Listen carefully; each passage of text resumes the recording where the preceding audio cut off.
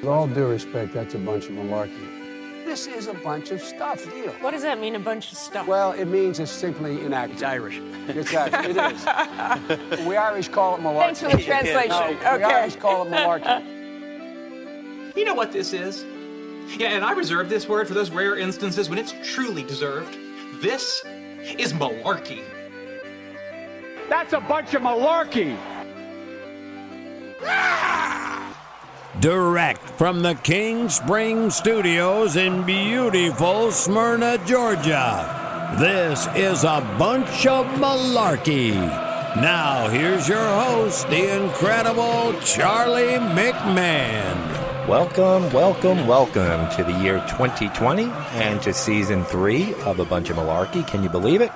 Our third season started back in 2018, got you through 2019, and here we are in 2020. Hope you all had a great holiday season with friends, family, or maybe without the family. Some of us can do without certain family members. But no matter who you spent it with, I hope your holiday season was great, no matter what you celebrate, Christmas, New Year's, Kwanzaa, Hanukkah, Festivus, in no particular order, of course.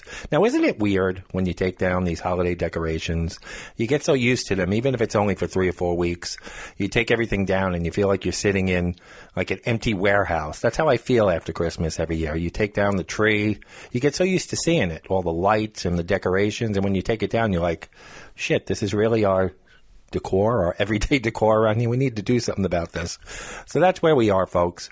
We are into January now.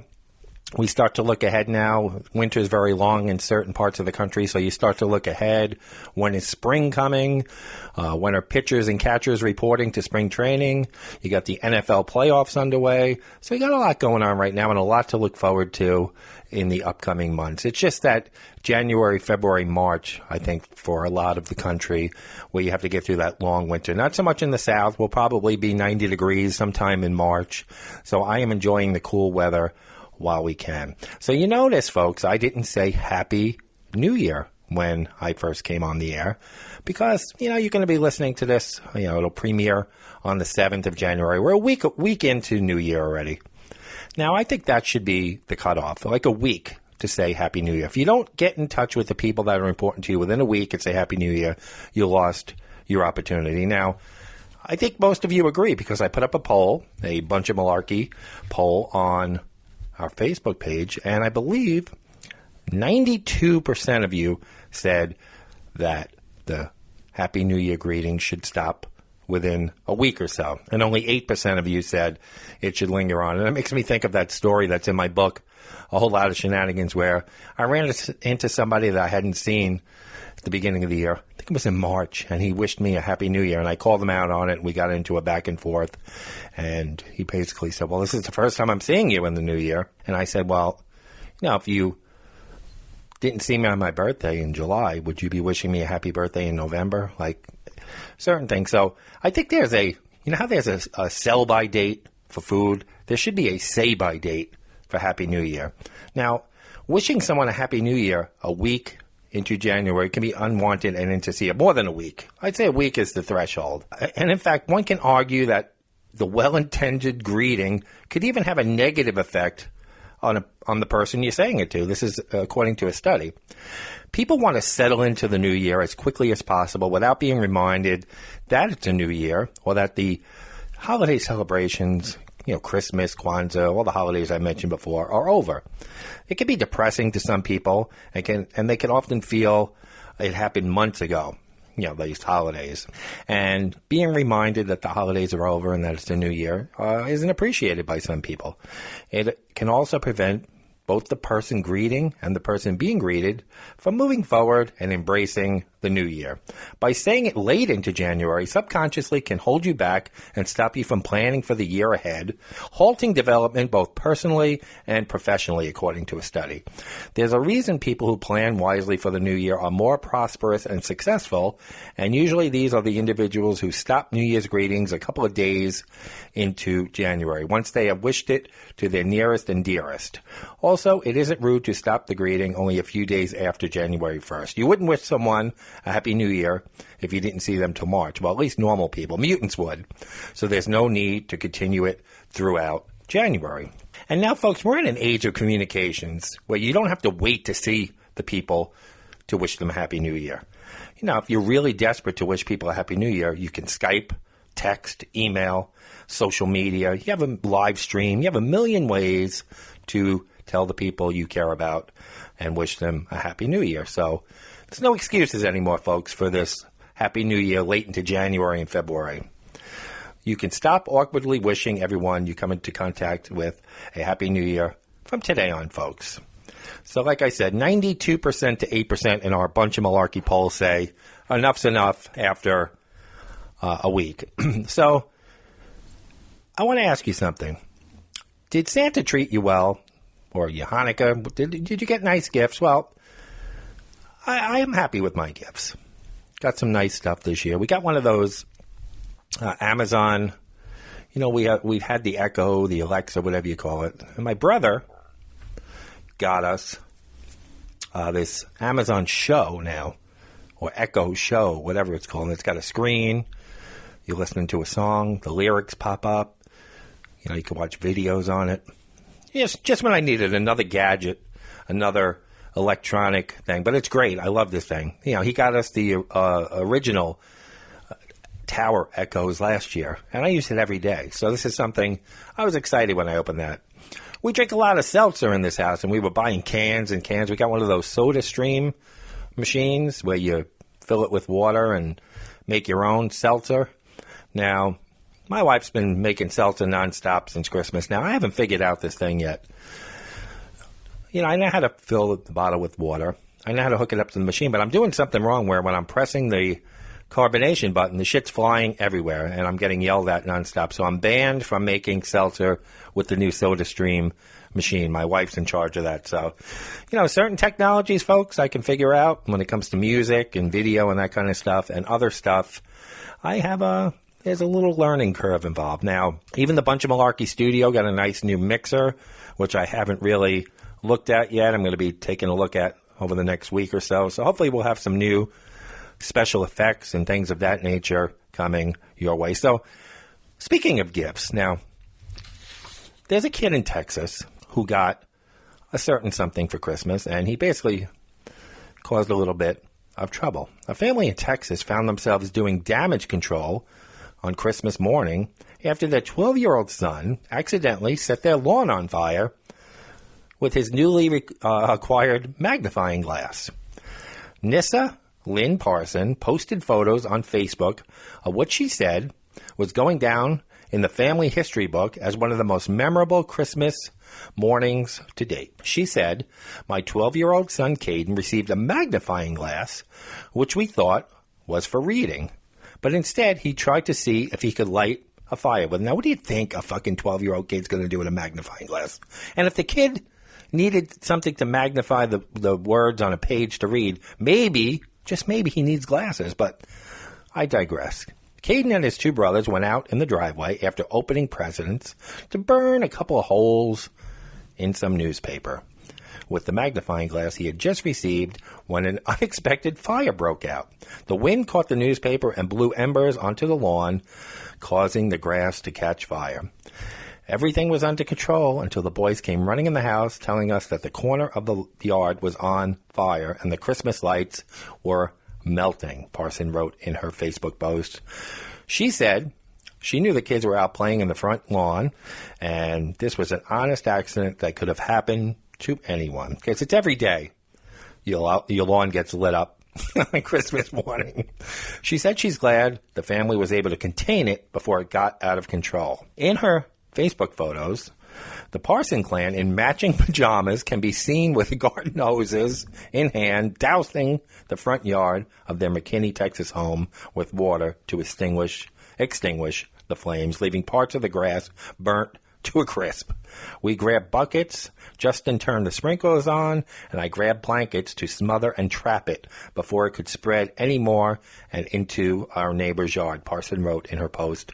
What a sight to see on Christmas morning. A bunch of people running around like crazy trying to put out a fire on a front lawn while wearing matching Christmas jammies. I hate that word. Remember we did a show last year on words and expressions? I hate the word jammies. They're pajamas, motherfucker. Parson and her husband, Justin, said they weren't surprised that Caden asked for a magnifying glass for Christmas because he's an avid reader.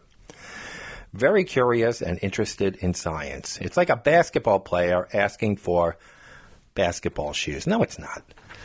I was a bookworm growing up.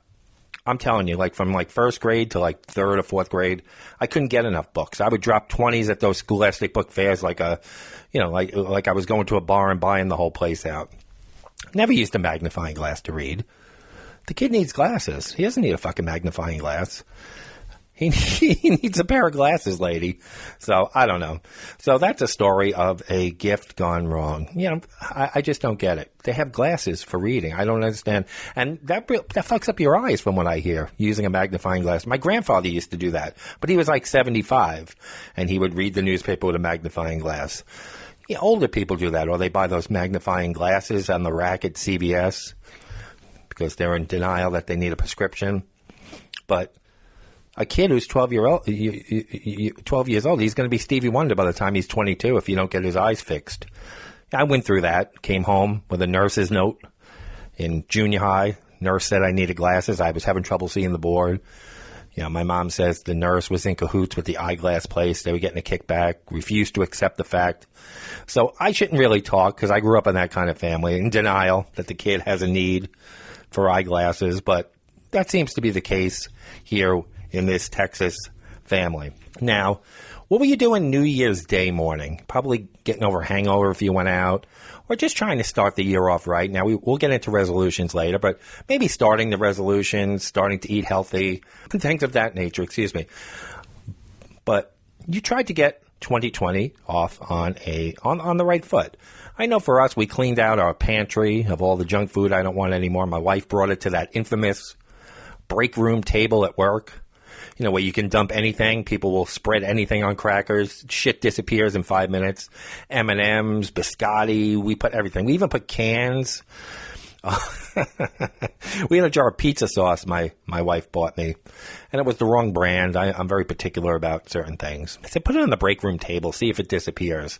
We put out cans. I had bought my wife cans of this Greek stuffed rice peppers and okra and a tomato sauce, put those out, those went. So basically purged our pantry on New Year's Day morning, and she brought everything into work the next day, and a lot of it just disappeared instantly off the break room table. But we were trying to get 2020 off on the right foot. Now, we'll talk about resolutions in a while, but there are a couple of people in the news that just started the year totally wrong. One guy, he had the need for speed. An Oklahoma man who was on meth, went on an exceptional New Year's Day morning trip. Brandon Kirby, he's 40 years old. He stole a pickup truck that was parked at an adult video store in Carthage, Missouri. The car had 2 passengers, one man asleep in the passenger seat, and that man's pet goat, who was chilling in the bed of the pickup truck. But this guy, Brandon Kirby, he was undeterred. He stole the truck. The abducted man and his pet goat had been waiting in the truck while the driver went shopping inside the adult store.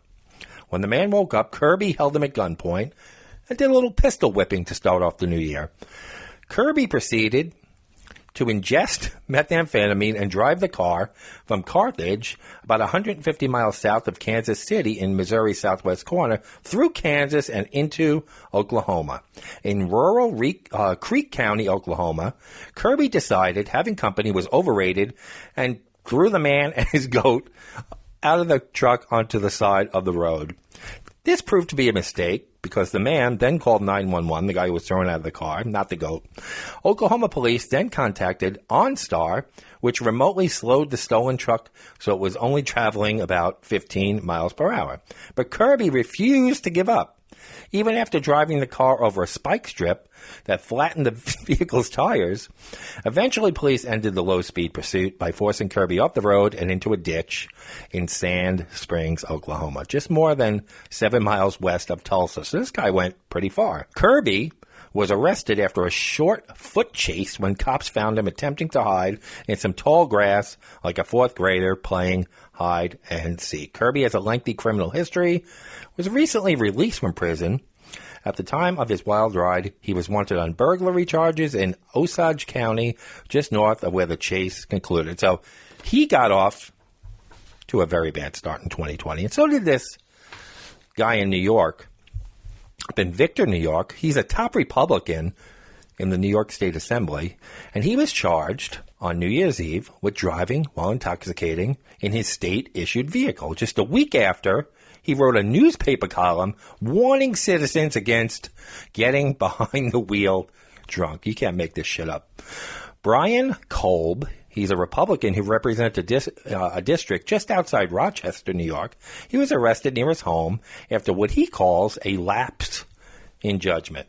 Authorities said they were called to a crash in Victor just before 10:30 p.m. on New Year's Eve after a vehicle ran into a ditch. Kolb was found to be the driver of the 2018 GMC Acadia that crashed in front of his home. He almost made it home.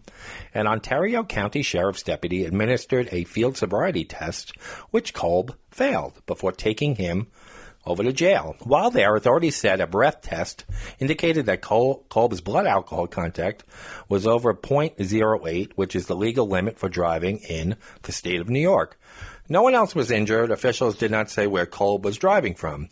Kolb, he said, well, there's no excuse. This was a terrible lapse in judgment and one I have urged others not to make, and I take full responsibility for it.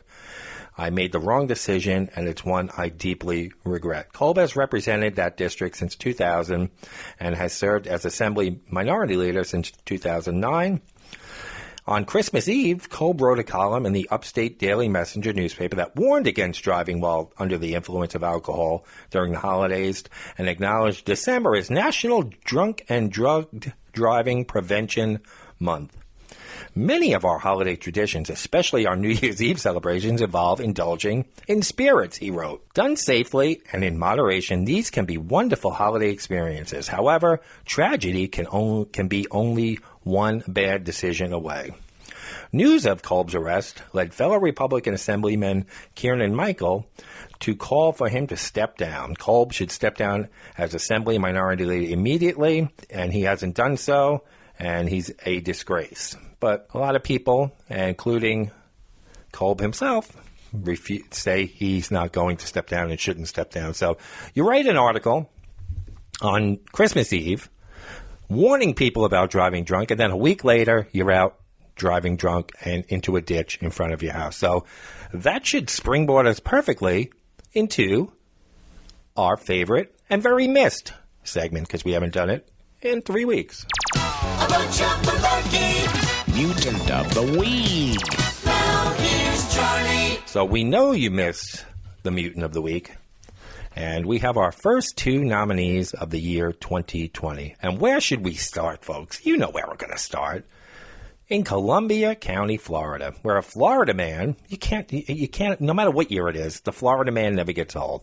A Florida man, he's facing several charges after he reportedly punched a deputy and then bit a canine dog in the ear. Donald Watts, he's 38 years old. He was arrested on charges of simple battery on a law enforcement officer, resisting arrest with violence and aggravated battery on a service dog, according to a Columbia County Sheriff's Office arrest report. Deputies were called to Southeast Brawley Terrace in High Springs early Friday morning. A woman told deputies that Watts had been using meth. While deputies were there, dispatchers said they received a 911 call from someone on Southeast Brawley Terrace about a person being in his yard with a flashlight. Deputies could see the flashlight intermittently and could also hear strange noises. They eventually found Watts, who was in a shallow creek or ditch filled with water, and he was completely naked with mud covering his entire body. Watts was pacing back and forth, laughing and making what he sounded like his attempt at bird noises, the report said. He began running away and went under the porch of a mobile home. When he came out, the deputy attempted to detain him, but Watts started punching the deputy Another deputy tried to deploy his stun gun on Watts with little effect on him, the report said. The deputy who was initially punched by Watts also deployed his stun gun on Watts twice, but it had no effect on Watts, and he kept running. Before they continued to pursue Watts, the two deputies waited for a backup to arrive. A K-9 deputy responded with his K-9 Casper, along with 5 other deputies. They found Watts in the woods, where he got on his hands and knees and began to bark and growl like a dog, the report said. Casper was then given the command to apprehend Watts, who then leaped, grabbed Casper the dog by the head, and bit Casper's ear as he drove Casper to the ground. We got some Mike Tyson shit going on here. As Casper was being choked, he was fighting back by attempting to grab Watts any way he could, the report said. Once Casper, the dog, got free, he bit Watts on the head, the report said. As he was being brought out of the woods, Watts spit on another deputy. Watts was taken to the hospital to be treated for the dog bite and was then booked in the Columbia County Detention Facility. So let's call our first mutant nominee of 2020, the Muddy Meth Head Maniac. The Muddy Meth Head Maniac is our first mutant of the week coming out of Florida. Who is the Muddy Meth Head Maniac going to be facing? Well, he's going to be facing a woman from Kentucky.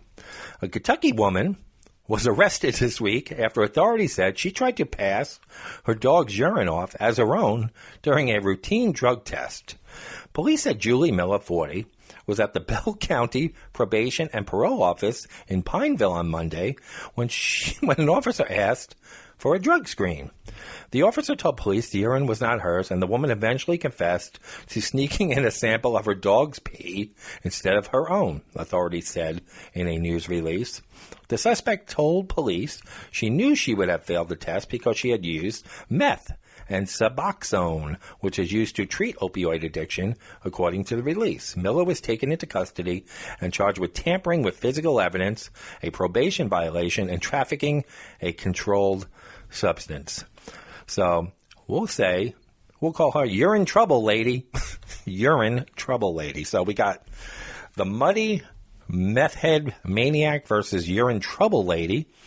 And our Mutant of the Week poll, still the same, goes up very early Tuesday morning, will end sometime midday on Saturday. 5 full days to vote. Tell a friend. You guys have been great with the voting, even when we were off with the different polls. So let's get more votes on these Mutant of the Week. Spread the word. Share the poll. Get your vote in. We have 2 pretty good heavyweights. I have an idea who's going to win this week, but I'm not going to alter the vote in any way.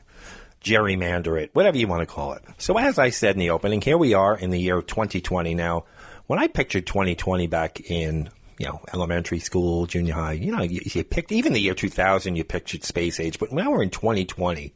Movies have been made about this time where we're going to be flying around, going to space on vacations. It's the same shit, folks. I don't know how long I'll live. 20 more years, 30 more years, but I don't think we're going to see any significant changes to infrastructure or anything. All the shit we were promised at a young age back in the 70s, 80s, 90s. Now, to put it in perspective, folks, I was thinking about this the other day. I was thinking about randomly the year 1990. You had Vanilla Ice, Ice Ice Baby, Can't Touch This by MC Hammer. That shit's turning 30 years old this year. 30 years old. Then I'm thinking of like 1980. The year John Lennon was killed. John Lennon this year would have turned 80. I think his birthday's in September, late in the year. And it's also the 40th anniversary of his death this coming December. John Lennon's going to be dead as long as he was alive. He'll be dead 40 years, and he was 40 when he passed away. So put that in perspective. 1980 was 40 years ago. Songs like, remember Robbie Dupree we had on, Steal Away?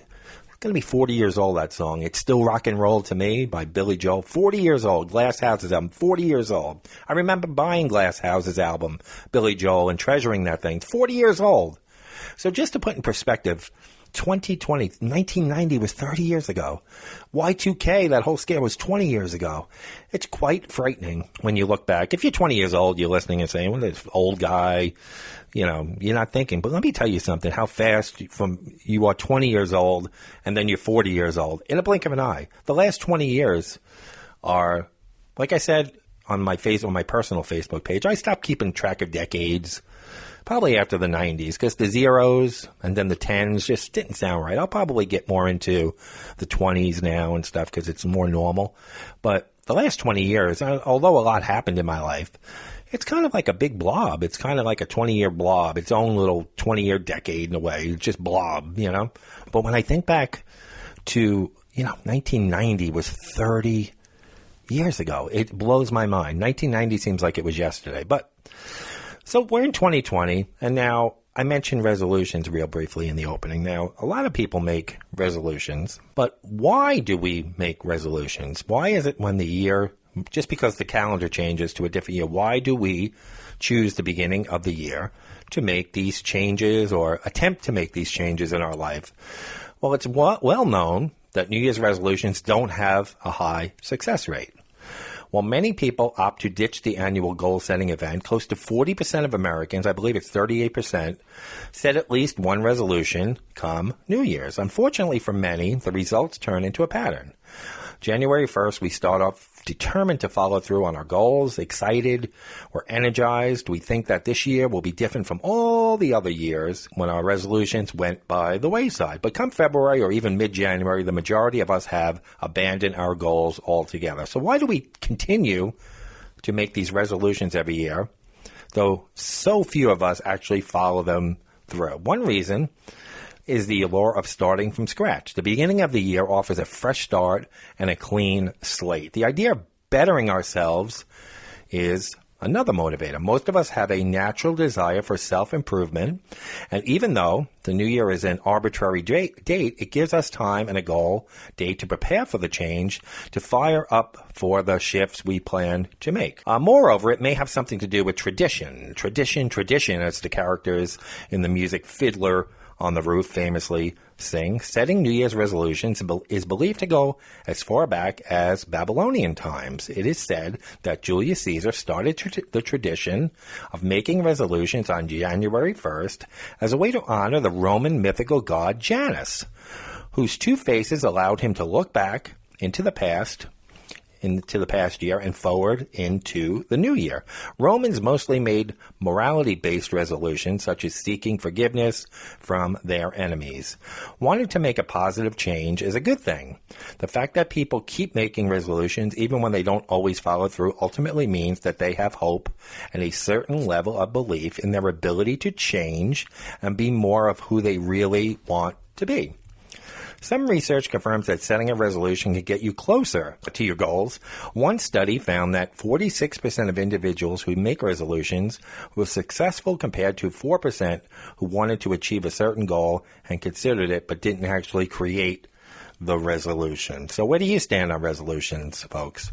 I know in our poll, our Bunch of Malarkey poll, 77% of you said you were not making any New Year's resolutions, where 23% said you planned on making a resolution. So that's a little bit below the national study average, where it says 38% of Americans planned on making a resolution. So 23% of Malarkey listeners, they're like, fuck this. There you go. That's my listeners out there. There you go. So what are the most popular resolutions? And when it comes to improving lifestyle habits and decision-making skills, there's no time like the present, January 1st, 2020, for making these resolutions and changes. 38%, like I said, of Americans intend on making or have made these New Year's resolutions for 2020. And that's according to an ISPOS 2020 New Year's resolution study. They have a study for everything. I want to know who, spearheads these studies. Who's the guy who comes up with this name and says, I'm going to start a New Year's resolution study. And they all get together in a room, kind of like the King Springs studio, and they come up with these questions and ideas. But among the 38% who will take on resolutions, 20% will be making more than one resolution for the upcoming year, and 18% will focus on one single resolution. So it's kind of a split there.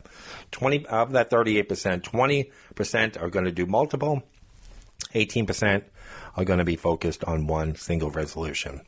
So what's the most popular New Year's resolution category for 2020? It's pretty close. About half of respondents in this study are focusing on improving their financial situation and making eating healthier foods in the coming year a top priority, according to the study.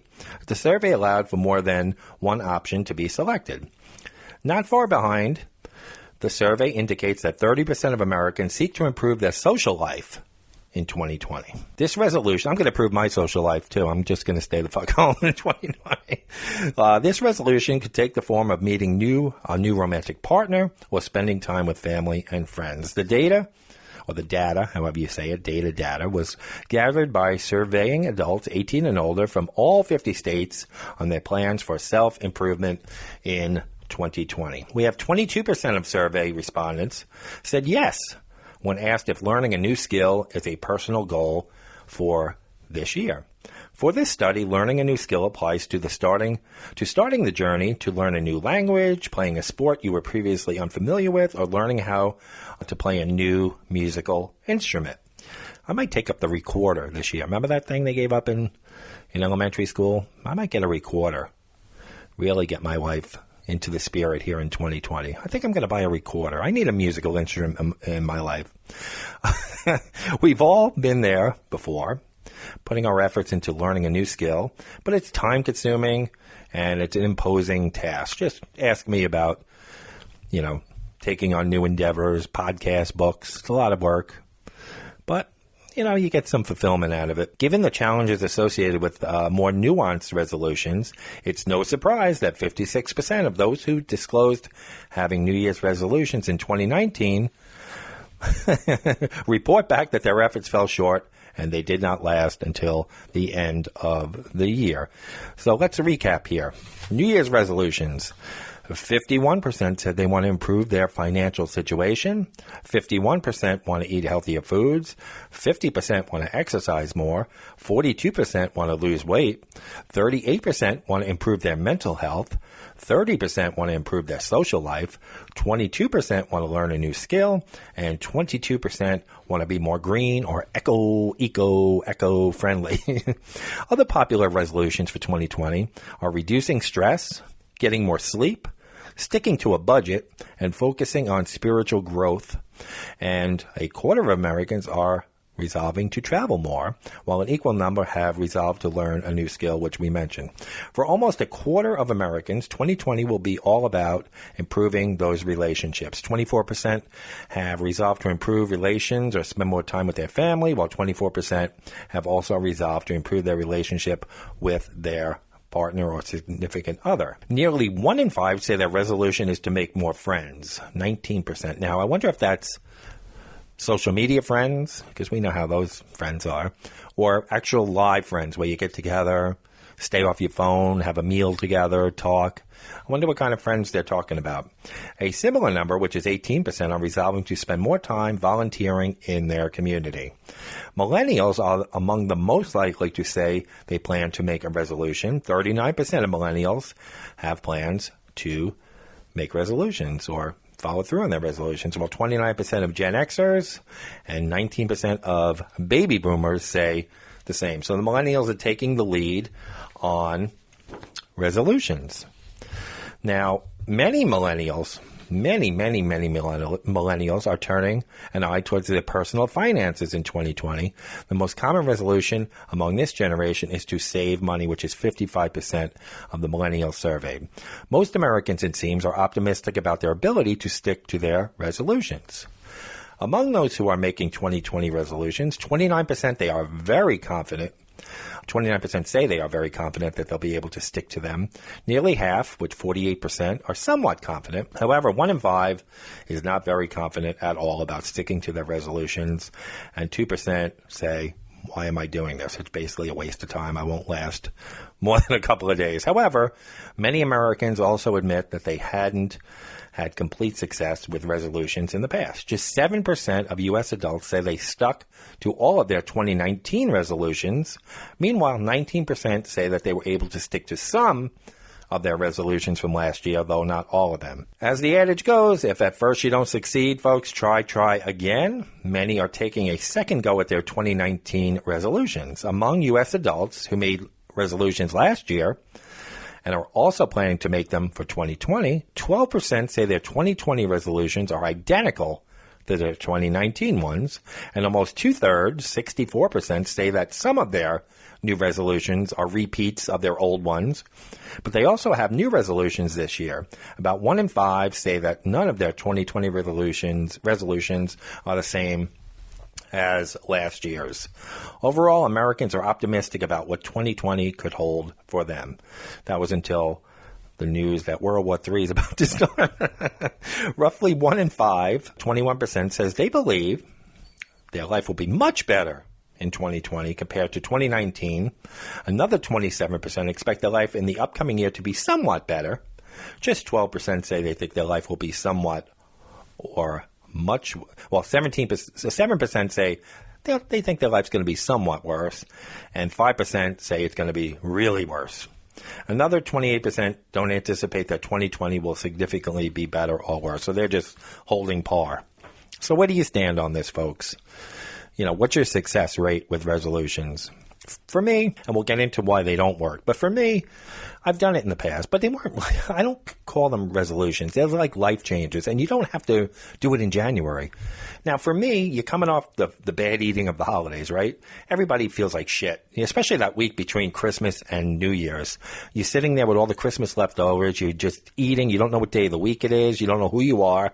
You're laying on the couch covered in crumbs. You don't know. You're like in another world. And you just keep saying to yourself, you know, when was the last time I ate a vegetable or fruit? It was like before Thanksgiving. You're feeling like shit. So it's a good time to cleanse your body and stuff. But I usually, on the years that I've been very successful at losing weight, and I've done it 3 or 4 times where when I say successful, you know, 20, 30, 40 pounds shed, probably more than I needed to lose. I looked a little emaciated after that, but I was realistic about it. You don't start on New Year's Day because you still have shit in the house that you know, if you didn't clean your pantry and dump it on the break room table, you still have stuff in the house. You have to be more realistic. Start in mid-January when you have a chance. And you can't just say, I'm starting Monday and like a light switch, go from eating that shit, laying on the couch with a block of cheese between Christmas and New Year's, not knowing what day it is. And then suddenly the first Monday of the new year, you're going to be, you know, this healthy, it's a transition, folks. Trust me, I've done it. You have to transition. Start getting the junk out of the house. And maybe every other night have a little sweet or snack. But you have to wean your body off the sugar. You go cold turkey with sugar, folks, you're going to have headaches. You're going to feel weak. You're going to feel like shit. And you're going to give up within a week. You're going to say, this is too hard. I can't do it. You have to gradually do it. It takes 2-3 weeks to cycle that sugar and all that crap out of your body. You can't just go cold turkey with it because I'm telling you, you're going to be weak. You're going to be dizzy. And you're going to say, I can't do this. So take a few weeks. You know, the football playoffs are on. If you're a sports watcher, you know you're going to be sitting there with tortilla chips and salsa and cheese and all that. Wean it off. Just have, you know, enjoy your football playoff games. During the week, start eating a little healthier 3 or 4 days. Have your your playoff snacks, your Super Bowl snacks on Sunday. Treat yourself on the weekend. And then once, you know, you get out of this winter cycle and you can get out more, then you'll start to be more successful. But if you think you're going to flip the switch and go cold turkey on this stuff just because the calendar changed and it's January 1st, you're fooling yourself. I'm telling you, I've been through it 3 or 4 times. And the first time I did it, I think, was in 2001. And the first week, the office where I was working, the owner said, whoever wants to join Weight Watchers, she must have known we were all fat fucks, but she was a real nice lady. She said, whoever wants to join Weight Watchers can join. I'll pay for it. And she even threw in an incentive. The person who loses the most weight, now that kind of wasn't fair because there was only a couple of guys in it and it was mostly women. So we had the advantage. Whoever loses the most weight wins $1,000. Now it should have been the percentage of their thing, but this was before the Biggest Loser. Nobody knew all this shit. So whoever loses the most weight, that's all I had to hear, folks. That's all I had to hear. I knew that. I knew that $1,000 was mine. People were trying to sabotage me, leaving cookies on my desk. But I remember that year. That first week of going on Weight Watchers and exercising and coming off the holidays and the sugar. And I felt the first couple of days, I said, I can't do this. I can't do it. And then because I didn't do it right, I didn't transition my body and my mind. I just said because the holidays are over, because the calendar changed, because there was an incentive to win money, because everybody else was doing it. That's not the way to do it. You have to do it when you're ready. When you feel like, okay, I've hit a wall here, I'm not liking how I feel, I don't like how I look. And eventually you make the change. You can't just do it. If you're mentally not in the game, you're not going to do it simply because the calendar changed from December to January. So from the weight loss standpoint, if you're looking to do that, folks, gradual. That's my best advice. Again, I've done it in 2001, 2008, 2013. I've done it 3 or 4 times where I've lost significant weight. And I'm telling you, I've only been successful because I finally reached the point in my mind where I said, I need to do this. I'm going to do it. I've had enough. I wasn't half-heartedly doing it. I was really determined. I said, and I did win that $1,000 that year. It was over in March or April. I think it was mid-April. I went 4 months or 4 months. And I did win that money because I was determined. And I did lose a lot of weight 3 or 4 years, in 2013, 42 pounds from January to May. So it can be done. Last year I started off great, January to March. Then we had relatives come visit, went to all different restaurants, got a taste of that junk food again, went off the wagon, never recovered the rest of the year again. So it doesn't have to be a resolution. It could be a lifestyle change in February. Maybe in March something will go off and say, summer's coming, I want to feel better in the summer. It doesn't have to be in January. If you don't feel like you can do it now, start making little changes that build up to a better diet. Now, we also just talked about budget. People want to spend less money, save more. Yeah, it's a common one, folks. But let me tell you something. I got to thank my wife for this because, over the years, back when I was living on my own, certain jobs I was making good money and just pissing it away, going out, spending above my means, credit cards, stupid things when you're young. When you're in your 20s, you do stupid shit. But let me tell you something. You cannot, even as a married, responsible person now with kids, a family, you cannot just say, I'm going to save more money and just say, okay, I'm just going to do it. You have to come up with an actual online budget. I don't care if it's a simple Excel spreadsheet. You have to track every single dollar that comes into the house and every single dollar that goes out of the house. Now, we use this software in our house for the last 2 or 3 years. I thought it was a little crazy, but it tracks every single dollar that comes into this house and every single dollar that goes out. And you set a budget for each category every month. Food, your utilities, every single category you can think of, our pets, the expenses for our pets, all our utilities, or household. You make a budget for household improvements, like, oh shit, I know we're going to have to paint the garage. I know we're going to have to do this. So you set a budget for that. And that's the only way you're ever going to be successful at eliminating your debt and setting a goal to save. You have to put it on paper or on a computer program. Because if you just say, oh, we're going to cut back, in a couple of months, you're going to be back to doing it. If you're serious and you sit down, and a lot of this software is linked to your bank. So every time you swipe that debit card or make a purchase, it's linked to that. So you go pull up the transaction right in that software, and then you slide it into the account where you just spend that money. And then you say, shit, by the middle of the month, man, we're 3/4 through our food budget already. We need to slow down the spending on food or on this.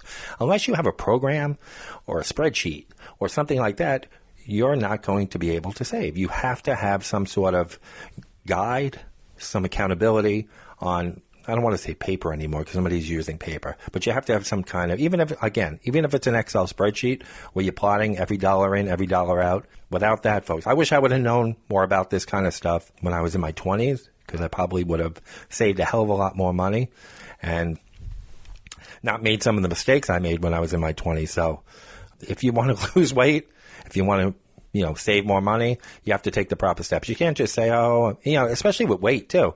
There's Weight Watchers, there's different apps. You have to track the amount of calories you're eating as compared to what you're burning, exercise versus intake. If you're not being accountable and you're saying, oh, this piece of cake, you're reading the serving size on the box saying, well, this only has 200 calories. Look closer at what a serving size is for shit. Take a bowl of cereal. Take a box of cereal out of your closet today, and it says serving size, 1 cup, 250 calories. So you glance at the box, you pour yourself a big bowl and say, oh, this is only 250 calories.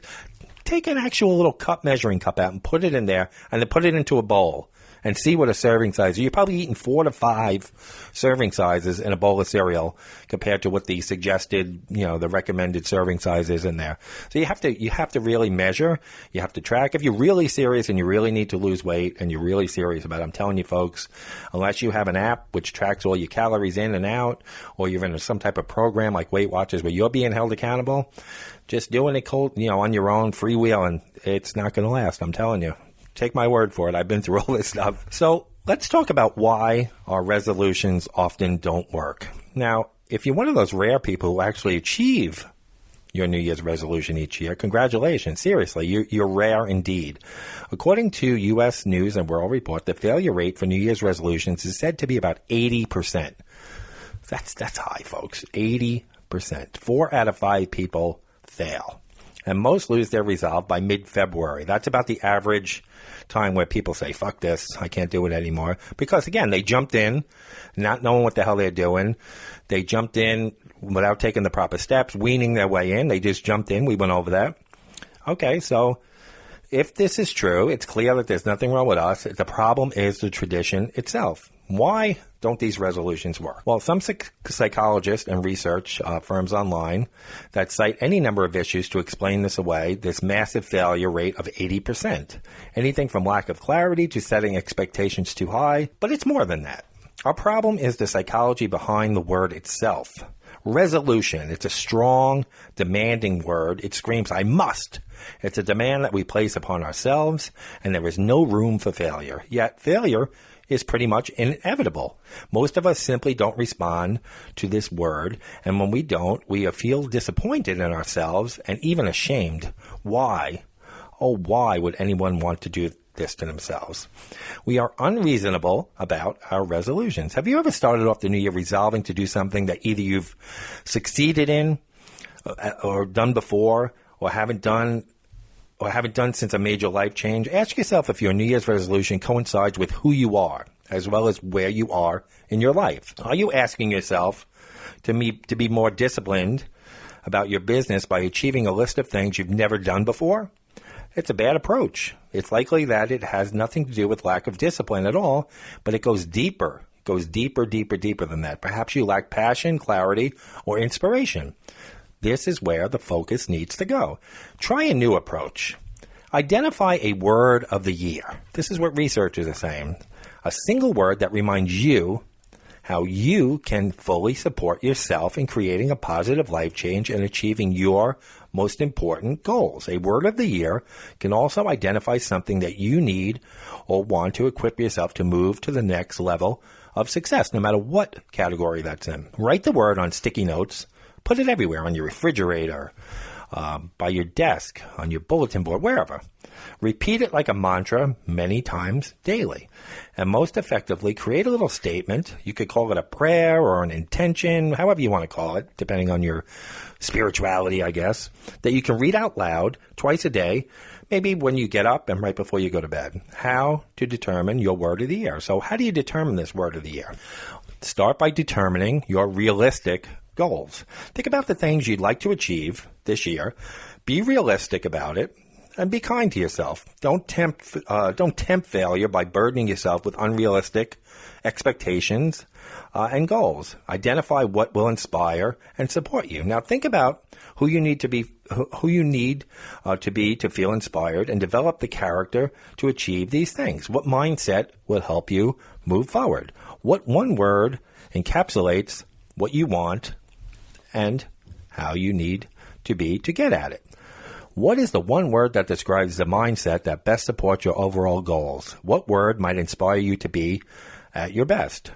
Because when you are at your best, you will achieve your goals. So here's what to do once you select your word of the year. Get creative. Create a piece of art or take a picture to hang in your home or office that visually captures your word of the year.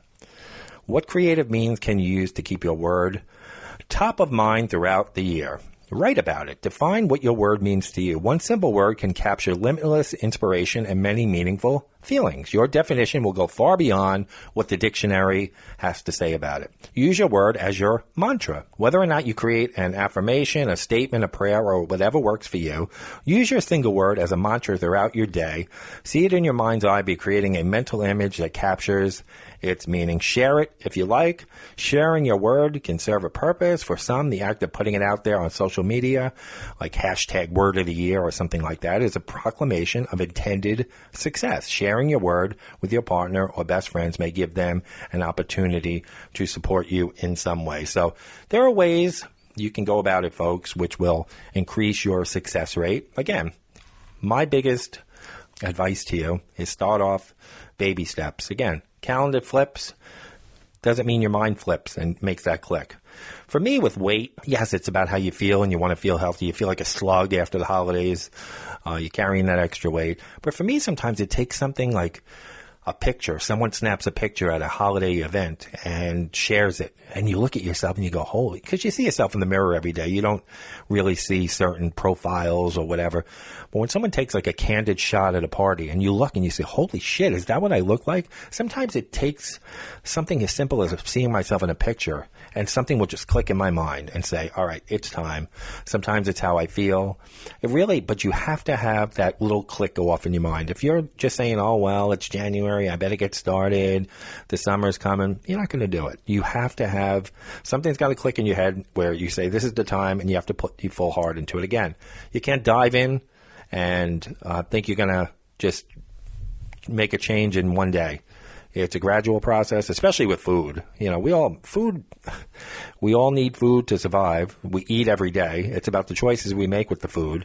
But you can't go from eating like a slug, like I said, between the whole month from basically the end of November, some of us even longer, to January 1st, and then suddenly you're going to be this healthy person and you're going to cleanse your whole body out in a week. No, it takes time, folks. So set your goals realistically and keep us posted on your resolutions. Let us know on our Facebook page, Twitter, Instagram, what your resolutions are, how they're coming along after a week, and maybe you can inspire others. So how do you get in touch with us? Well, you can email us at a bunch of malarkey podshow at gmail.com, a bunch of malarkey podshow at gmail.com. Give us a call, leave us a voicemail. Let us know how those resolutions are coming along, or let us know anything that's going on. It's a bunch of malarkey, so let us know about the malarkey in your life. 706-406-8212, 706-406-8212. Now, where are we located? Where can you tell your friend, this Bunch of Malarkey podcast, I enjoy listening to it? Well, tell them.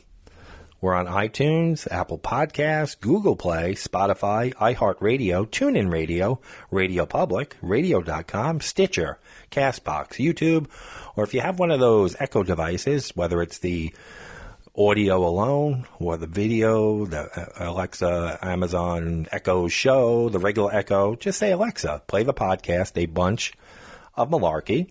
She will play the most current episode. Now, you want to be a patron of the show, you want to donate to the show, a little monthly stipend, $1, $2, $5, whatever you can afford, go to Patreon, patreon.com/abunchofmalarkey. Start the new year off right. Support your local podcasters, or even if we're not in your area, support the podcast that you like. That's patreon.com/abunchofmalarkey. Thanks to those who have signed up and are making their small monthly stipend so we can keep the production value consistent and steady here at A Bunch of Malarkey. So we hope your new year is off to a good start, folks. Whether you make resolutions or not, whether you have set goals for this year or not, whether you're planning on starting a little bit later because, maybe it just isn't the right time for you. We wish you all the best in 2020. We thank you for being a listener to the show. Since 2018, some of you maybe hopped on board last year. Maybe this is the first episode you're ever listening to, so we thank you.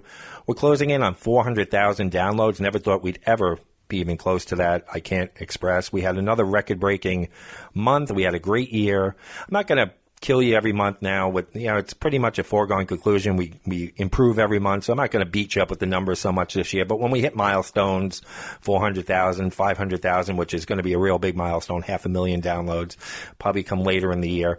I'll probably just keep you updated on that. I don't want to bore you with all the statistics and everything, but I appreciate you liking those posts and everything, but I don't want to beat you up with statistics all year. So when we hit big milestones this year, that's when I'll let you know how we're doing. And again, if you all stop listening, you'll know, because then I'll say, all right, that's the end of the show. But as long as you keep coming back, I'll keep coming back. And I just want to thank you for your support for the last, now you can say 3 years, 2018, 2019. We're in our third season and third year now. So thank you so much. So, folks, if you're sitting around deciding whether or not you want to make those changes in your life, or you're actually making those changes, you're going to the gym, you're eating better, you're doing everything you can to make you a better you in 2020, you still have to beware, folks. because it's still a shit show out there. We thank you so much for joining us. This has been a bunch of malarkey. Have a great week. Get that new year started off right, and we'll catch you next week. Take care, everybody.